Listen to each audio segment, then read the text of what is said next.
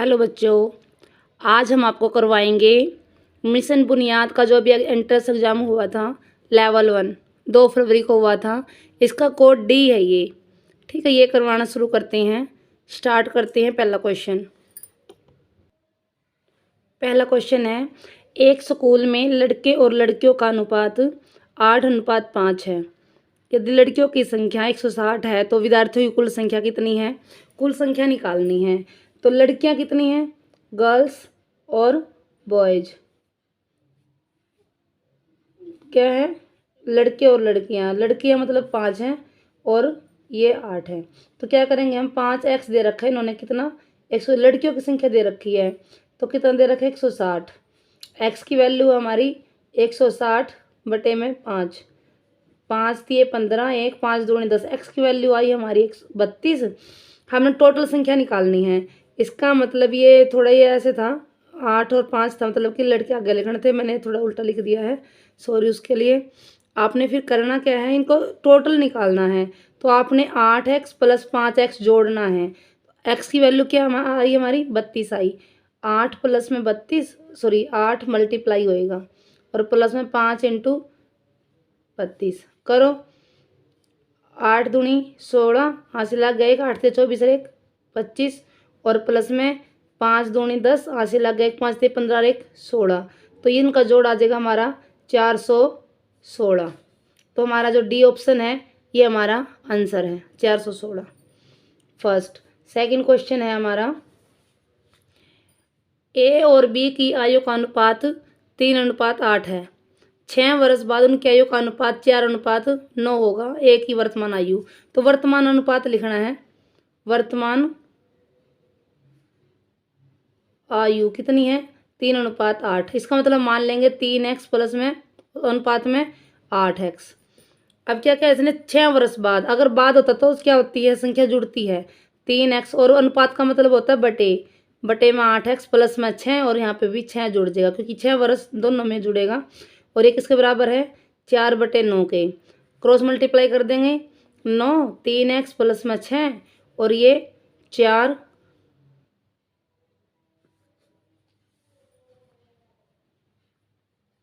Sorry थोड़ा सा मतलब दिखाई नहीं दिया होगा आपको। 4 8x प्लस में 6। तो क्या कर दो? गुणा कर दो। 9 तियाँ 27x प्लस में 9 छिका 54। 4 अट्ठे 32x प्लस में 4 छिका 24। तो अब आगे करेंगे हम। ये एक्स को एक साइड ले आते हैं तो इस साइड 32x है, एक्स को इस साइड ले आएंगे 27x, इस साइड है 54, इसको ले जाएंगे 24 को प्लस का तो इस साइड हो जाएगा माइनस का। ये 54 में से 24 गया 30, 32 में से 27 गया 5x। तो x की वैल्यू आई साइड गुणा में, इस साइड क्या हो जाएगा? भाग में। 5 छिका 30, x की वैल्यू आएगी 6। इसने पूछा क्या है? ए की वर्तमान आयु। तो ए की वर्तमान आयु क्या है? ए ये थी, ये बी थी, तो 3 है तो 3x है। तो क्या है? 3 गुणा 6, 3 छिके 18। तो ए की वर्तमान आयु क्या है? 18 है। तो ए ऑप्शन इसका करेक्ट है आपका। उसके बाद देखना हमने 8 आदमी एक काम को 40 दिन में पूरा कर सकते हैं। यदि 2 आदमी जुड़ जाएं तो काम कितने दिनों में पूरा होगा? अब थोड़ा सा ध्यान देना। ये हमारा जो क्वेश्चन है ये किस में से है? समानुपात में से है। समानुपात और विलोमानुपात।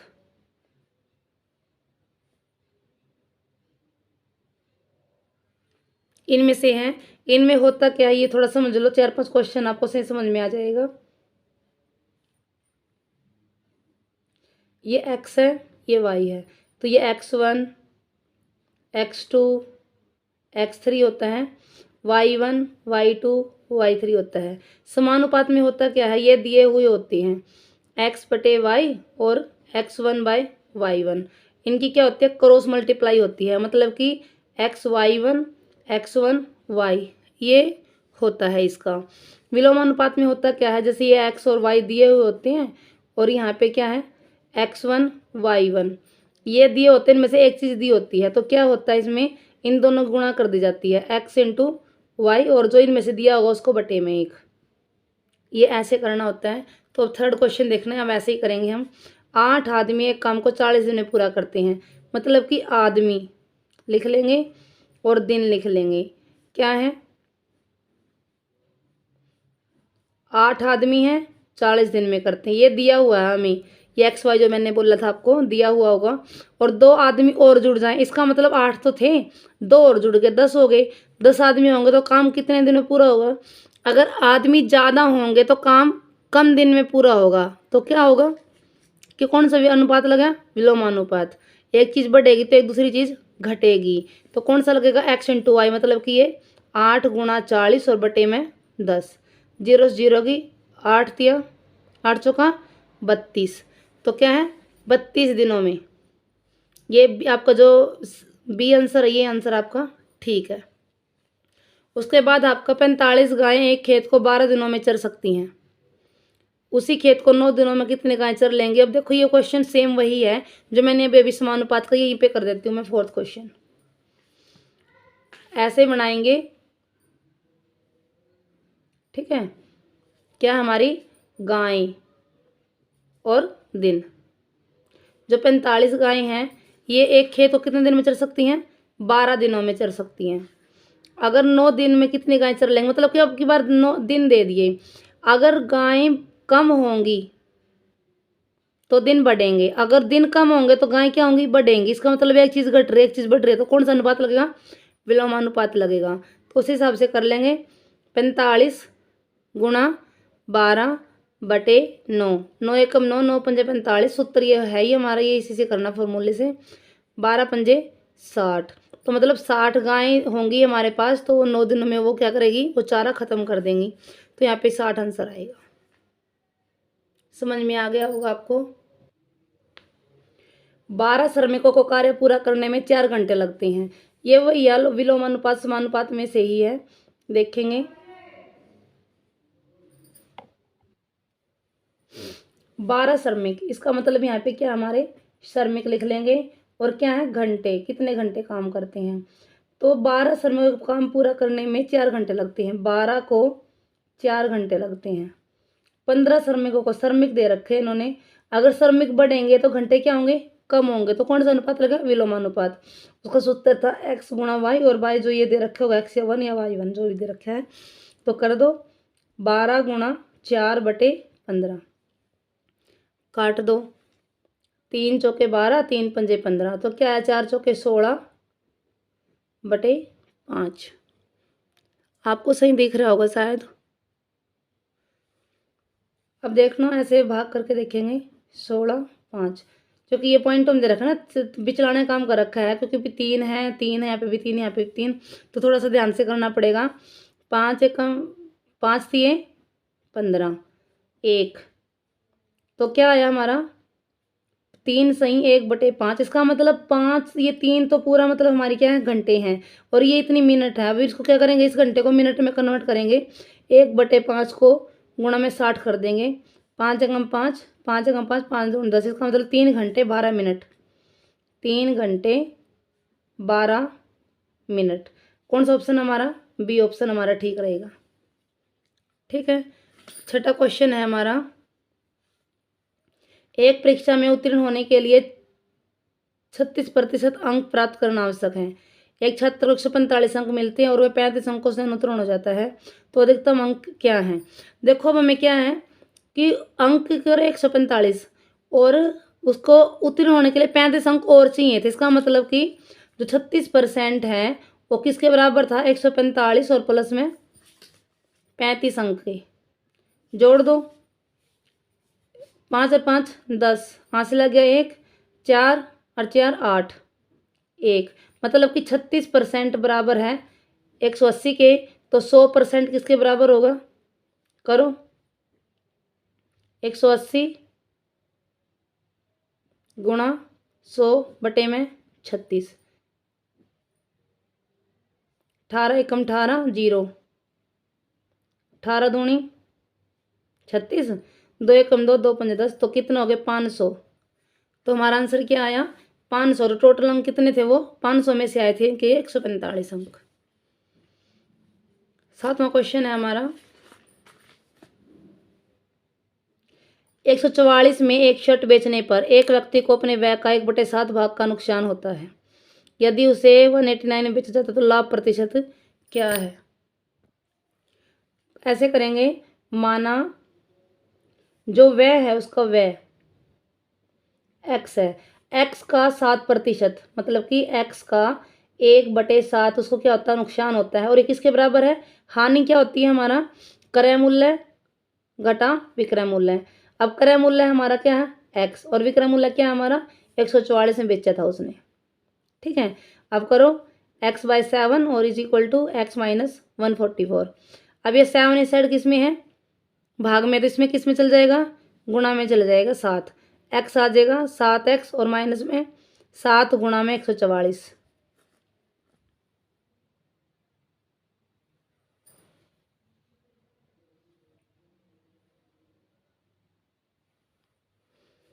अब देखना ये क्या है हमारा, अब ये x ऐसे साइड कर लेते हैं, x ये माइनस का इस साइड क्या है? माइनस का 7x आ जाएगा, और ये क्या है? -7 × 144, तो क्या है? माइनस का 6x और बराबर में -7 गुणा 144। माइनस से माइनस गया, ये 6 इस साइड गुणा में इस साइड किस में आ जाएगा? भाग में। काट दो, 6 एकम 6, 6 दूनी 12, 2 6 चौका 24, 24 सत्ते 7 चौक 28, आंसी लागे 2, 7 दूनी 14 और 2 16, 168। हमारा क्या आया? ये x की वैल्यू आई, मतलब कि व्यय क्रय मूल्य था उसका क्या? 168। अगर वह उसे 189 में बेचा जाता, मतलब कि ये हमारा क्या? क्रय मूल्य है, और ये क्या हमारा? विक्रय मूल्य होता है 189। तो लाभ प्रतिशत बताना है। अभी लाभ क्या होगा हमारा? हमें 189 माइनस 168,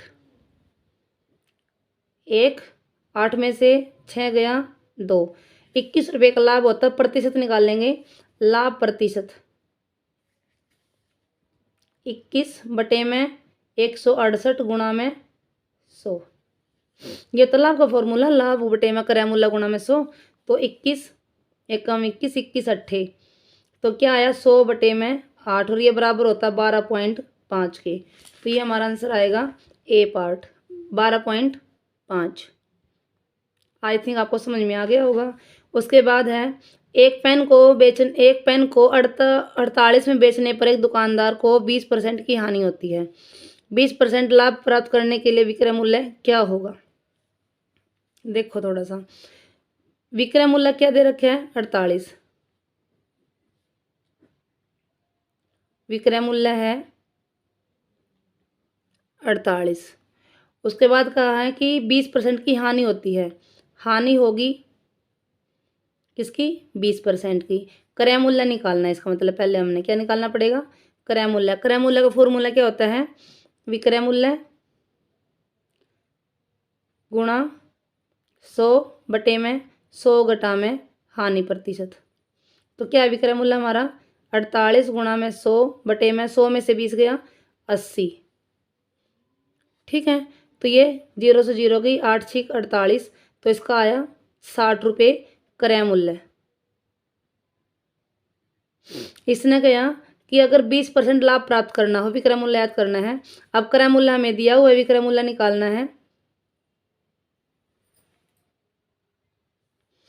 क्रय मूल्य दिया हमें, क्रय मूल्य हो गया हमारा 60, और लाभ हुआ हमारा 20% करना है। तो विक्रय मूल्य क्या निकालना हमने? क्या आएगा? क्रय मूल्य का फॉर्मूला होता है विक्रय मूल्य का, क्रय मूल्य गुणा 100 माइनस 100 प्लस लाभ, क्योंकि लाभ हो रहा है ना, लाभ किसी दिन प्लस होता है, और बाय 100।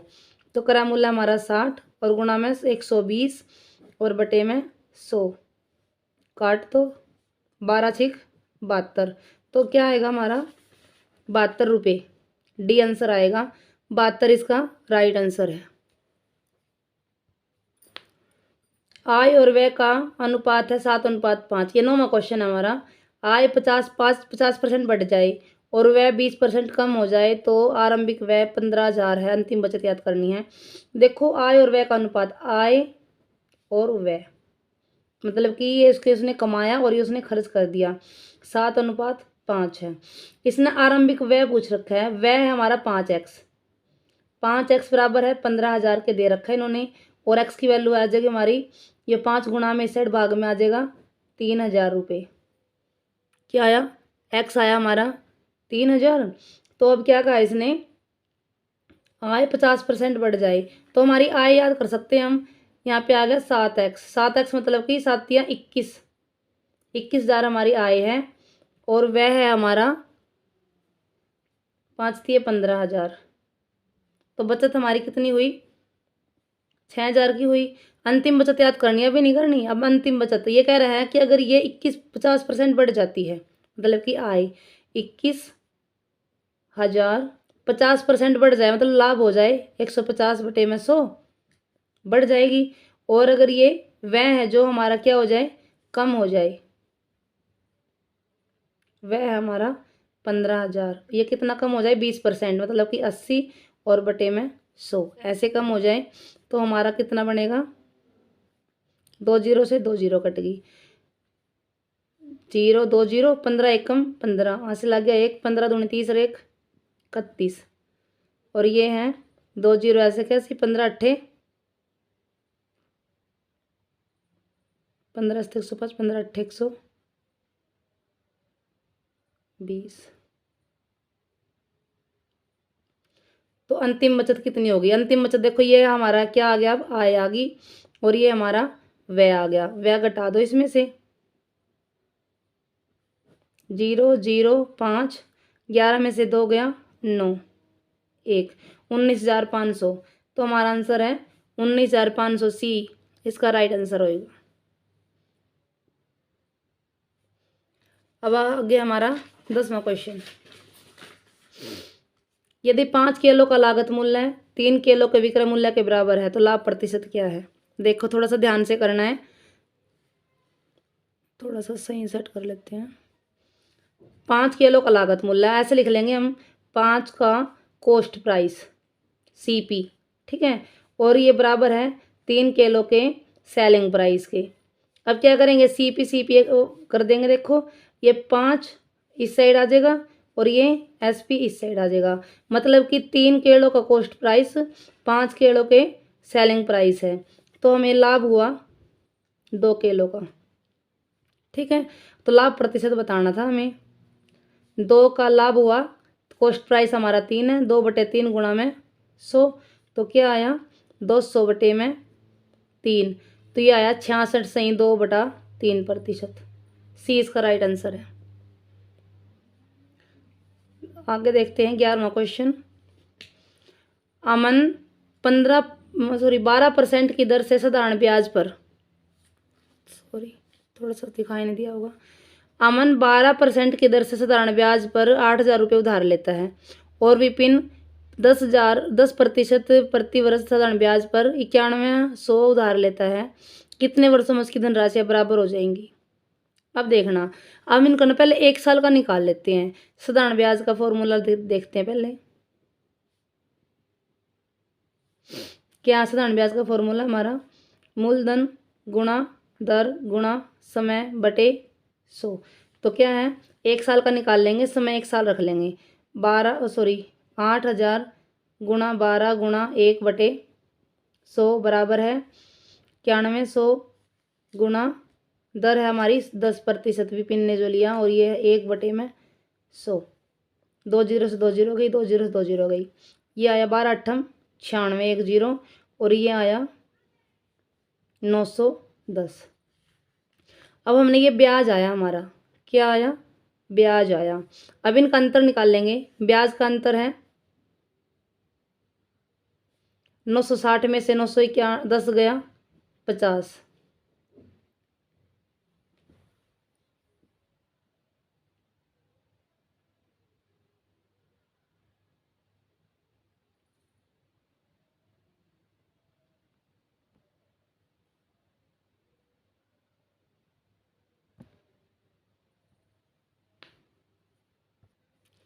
ब्याज का अंतर है हमारा 50, और हमारी जो राशियाँ थी, राशियों का अंतर निकाल लेंगे। राशियों का अंतर आया हमारा 91,100 में से 8,000 घटा देंगे, 0 0 1 9 में से 8 गया 1 1100। अब देखना है कि कितने सालों में क्या हो जाएंगे ये धनराशियाँ बराबर होंगी। तो क्या करना हमने 1100 में से बटे में 5000 कर देंगे, एक जीरो से एक जीरो गई, 5 एकम 5, 5 दूनी 10, 5 दूनी 10, 22 वर्ष। 22 वर्ष में ये धनराशियाँ क्या हो जाएंगी, एक समान हो जाएंगी। ठीक है। 12वां क्वेश्चन है, किस राशि पर 3/3/4% प्रतिवर्ष की दर से 2/1/2 वर्ष में साधारण ब्याज 210 रुपये होगा। तो क्या हो, किस राशि, माना राशि मान लेंगे हम x, दर है हमारी 3/3/4, क्या लिखेंगे, 3 चौके 12 3 15/4, और हमारा समय है 3 दूनी 6 और 1 7/3। ठीक है।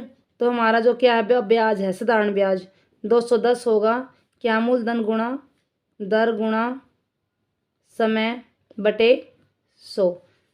ठीक है। सॉल्यूशन करेंगे इसका, अब इस साइड आ जाएगा, ये जो गुणा में है भाग में चला जाएगा, 210 गुणा में 100 ऊपर चला जाएगा, ये 4/15 हो जाएगा, और ये 3/7, और ये बराबर में x ऐसी साइड रख लिया हमने। अब निकाल दो राशि कितनी थी, 3 एकम 3, 3 पंजे 15, 5 एकम 5, 5 चौका 20, 5 दूनी 10। ठीक है। 2 जीरो ऐसे कैसी, 4 दूनी 8, सॉरी ये 7 रह गया, 7 एकम 7, 7 छिक 42, 4 छिका 24, सॉरी ये थोड़ी सी गलती हो गई, 2400। वो राशि क्या थी हमारी, 2400 थी। तो इसका आंसर क्या आएगा हमारा, बी पार्ट 2400, ये आपका राइट आंसर है। आगे वाला क्वेश्चन और भी अच्छा है, एक आदमी 24 मीटर पूर्व की ओर जाता है। देखो हमारा जो पेपर होता है उसके ऊपर जो ऐसे होता है, ये होती है हमारी पूर्व, ये होती है उत्तर, ये होती है पश्चिम, और ये होती है दक्षिण। तो ये आदमी पूर्व की ओर जाता है, पहले तो इतना चला गया 24, और फिर 10 मीटर उत्तर की ओर जाता है, 10 मीटर गया। तो ये अपनी स्थिति से यहाँ तक कितनी दूरी पर है ये निकालना है। तो ये कौन सा फॉर्मूला लगेगा हमारा, पाइथागोरस प्रमेय लगेगा। तो हमने ये वाली चीज़ निकालनी थी कितनी है। तो क्या फॉर्मूला होता है, कर्ण की 2 बराबर है लंब की 2 प्लस में आधार की 2। तो ऐसे ही है, 10 की 2 प्लस में 24 की 2, और ये कर्ण की 2 थी, तो 2 इस साइड क्या हो जाएगा, अंडर रूट बन जाएगा। तो 10 की 2 मतलब 100 प्लस में 24 की 2 मतलब 576। अब क्या है, ये आ गया 676, और ये किसका स्क्वायर रूट होता है, 26 का। तो 26 क्या है, इसका राइट आंसर है सी पार्ट। 14वां क्वेश्चन आपका, देखो ये तो बिल्कुल आसान सा है, वैसे देख लो। निम्नलिखित तालिका का अवलोकन कर संबंधित प्रश्नों को उत्तर दें। जैसे इन्होंने कहा कि अधिकतम आवृत्ति है, अधिकतम आवृत्ति किसकी है, मतलब सबसे ज़्यादा बार कौन सा ग्रुप आया है, ओ ग्रुप आया है, मतलब क्या है 12 है। तो 12 ऐसा क्या है, राइट आंसर है। ठीक है। आगे देखते हैं, एक 15 मीटर लंबी सीढ़ी के एक दीवार के सामने इस प्रकार रखा गया कि सीढ़ी का पैर दीवार से 9 मीटर दूर है, सीढ़ी दीवार तक कितनी ऊंचाई तक पहुंचती है। तो अब ये देखना है कि कितनी ऊंचाई तक पहुंचती है। तो यहाँ पे करेंगे हम 15वां क्वेश्चन। इन्होंने कहा, पहले डायग्राम बना लेते हैं। एक 15 मीटर लंबी सीढ़ी तो ऐसे लगेगी ना, ये 15 मीटर है, एक दीवार पर रखा, सीढ़ी के पैर दीवार से 9 मीटर दूर है, मतलब कि यहाँ से 9 मीटर है, हमने ये निकालनी है। अब तो यही है ना, पाइथागोरस प्रमेय ही आ गई, यही वाला फॉर्मूला लगेगा। अब देखो कैसे करेंगे, ये 15 की 2 होता किसके बराबर, लंब की 2 प्लस में क्या 9 की 2, यही तो होता। अब ये 9 इस साइड प्लस में, इस साइड किस में चल जाएगा, माइनस में, 15 की 2 माइनस में 9 की 2, और ये यहाँ पे स्क्वायर होती है, क्या हो जाएगा अंडर रूट हो जाएगा, और ये लंबाई आ जाएगी फिर हमारी, सॉरी लंब। तो क्या होगा, 15 की 2 कितना होता है 225, माइनस में नीम नीम 81, तो क्या आया 144। 144 किसका अंडर रूट होता है 12 का, तो 12 ऐसा क्या है, राइट आंसर है। ठीक है। उसके बाद हमारा 16वां क्वेश्चन। देखो 16वें क्वेश्चन में करना क्या है, जो ये डायग्राम दे रखा है इन्होंने, ये टोटल हमारा कितना होता है, 360 होता है। ठीक है, तो हमने क्या करना है, इन सबको जोड़ना है और 360 में से घटा देना है। तो जोड़ेंगे तो ये हमारा आया 7 और 9 16, 16 और 5 21, 360 में से 210 गया तो क्या आया 150, 150 डिग्री इसका राइट एंगल है ये। ठीक है, 120 पुरुषों के एक चौकी के पास 30 दिनों के लिए खाने का प्रबंध है। ये हम वैसे ही करेंगे समानुपात वाला। व्यक्ति हैं, पुरुष हैं 120, दिन हैं 30। इन्होंने कहा 5 दिनों के अंत में, इसका मतलब कि 30 दिन तो इन्होंने 5 दिन तो खा लिया। अब इनके पास क्या कि 5 व्यक्ति और उसके साथ उनके साथ जुड़ गए, मतलब कि 125 व्यक्ति हो गए। और कितने दिनों में, 25 दिनों में, क्योंकि 5 दिन तो इन्होंने खा लिया ना सारा, तो इनके पास 25 दिन का खाना बचा था। अगर आदमी बढ़ेंगे तो दिन कम होंगे, तो कौन सा लगेगा, प्रतिलोम अनुपात लगेगा। तो क्या फॉर्मूला था उसका, x into Y bye x1 या y1 जो भी दिया है। तो 120 गुणा 25 बटे में 125, 25 में 25, 25 पंजे 125, 5 एकम 5, 5 दूनी 10, 5 दूनी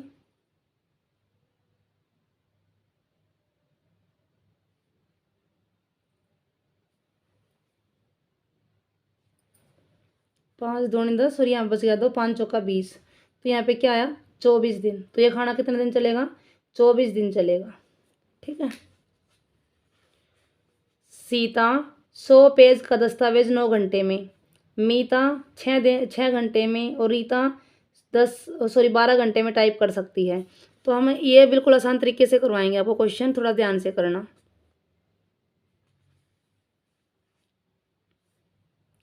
सीता, मीता और रीता ये 9 घंटे में करती है, ये 6 घंटे में और ये 12 घंटे में।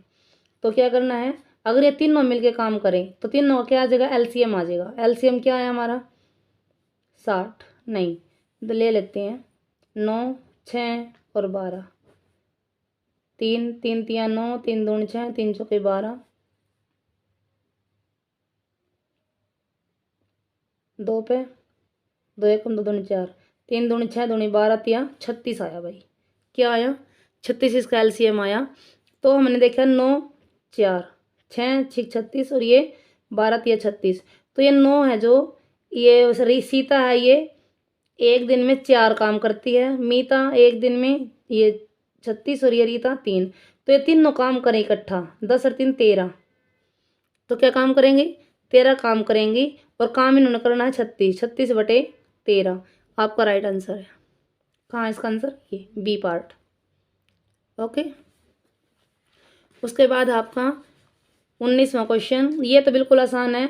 अगर -1 की पावर 20, ये थोड़ा सा ध्यान देना आपने। जब भी पावर सम होगी तो वो क्या होगा, माइनस होगा तो प्लस में बदल जाएगा। ठीक है, और अगर यहाँ पे क्या होगा, अगर ये विषम होती तो यहाँ पे संख्या क्या आती, माइनस ही आता। तो ये क्या हमारी संख्या सम है, 20 है, तो इसकी क्या आएगी 1, इसका आंसर राइट आंसर है, बी पार्ट आंसर। ठीक है, ठीक है। 20वां क्वेश्चन है, थोड़ा सा देखना थोड़ा ध्यान से। अगर आप इसको बिल्कुल आसान तरीके से करोगे तो क्या है, ये एक पेंटागोन बन गया। अगर मैं इसको मिला दूँ 1 2 3 4 5, 5 है तो ये 90 डिग्री एंगल, ये 90 डिग्री। और पेंटागोन के सभी कोणों का योग कितना होता है, पेंटागोन के सभी कोणों का योग होता है 540। ठीक है, और इसमें से एक घटा दो, 90 90 180 और 150 और 120 हो गया 270। इनको जोड़ के 540 में से घटा देंगे, 0 15 80 लग गया, 1 2 और 1 3 और 1 4, 450 को इसमें से घटा दो। बिल्कुल आसान तरीके से ये 9। तो क्या आंसर है इसका हमारा 90 डिग्री। तो ये कोण कितने का है, 90 डिग्री आपका राइट आंसर है। ठीक है।